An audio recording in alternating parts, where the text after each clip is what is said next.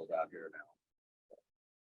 Yeah, that's incredible. I know that I was reading a study, kind of just statistically, that in the past, I think it's like the past year, there's like over 2,000 cannabis licenses that have been awarded in New Mexico. I know it's continuously growing and adding. I know in like 630 or so of those are dispensary licenses. So how are you, obviously coming from being one of the first players in the space, and one of the most well known? I mean, everyone knows Sacred Garden in New Mexico. I actually was just there with my wife about a month and a half ago on vacation, and it's such a staple of the New Mexico cannabis market, is Sacred Garden, especially with your own in-house product brand and just the vast variety of products that you have. How is it changing the state of the market, given how saturated it's becoming? Yeah. Well, so we are considered one of the legacy producers, and I think all that means is we were one of the producers before recreational came about a little more than a year ago. So the legacy producers still hold almost 50% of the market, the original 30%. Nice. Wow. We do have a leg up. I'm constantly battling with the Cannabis Control Division, or whoever in New Mexico is in charge at the time. So many, it was the Department of Health, and I've seen so many people come and go there that it just will make your head spin. And unfortunately, with the recreational model they chose, it was a losing model, meaning it's going to produce a bunch of heartache and heartbreaks and bankruptcy for a lot of people.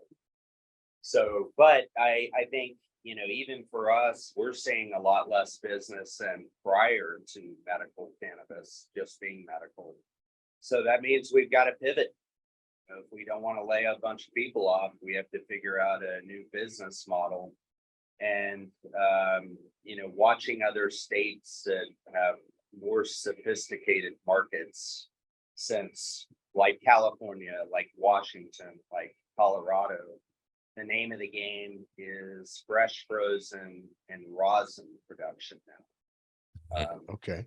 And I'll describe that a little more for anybody that doesn't really know. And I think it's important because I even asked one of my dispensary managers the other day. I said, "All right, tell me the difference between live resin and rosin," and he got the answer wrong. So it's not new, but it's new for New Mexico relatively. And it just, I can't rely on the retail model. We have 7 dispensaries open all the way from El Paso down, by El Paso in Texas, all the way north to Santa Fe.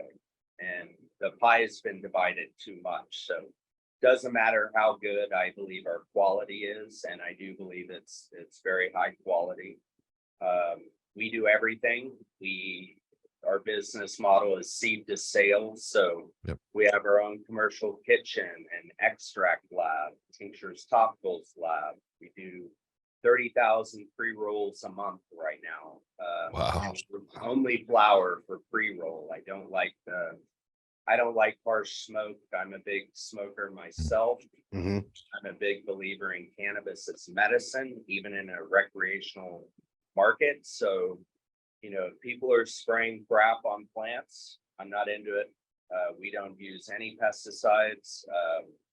Everything we put in plants, we can flush out, and we make sure we do 10 to 2 week flush at the end, because it's more important for us to give people clean product and get the most weight possible.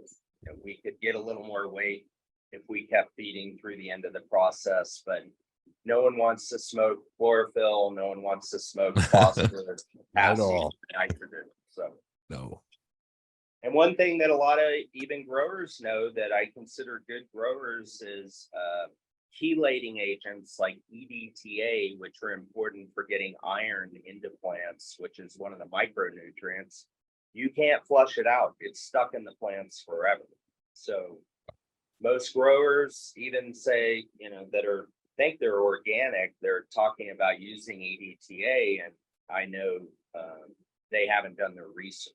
So you know, for us, it's important. You have to start with good flower to have good products all the way down the line. If you start with crap, you end up with crap.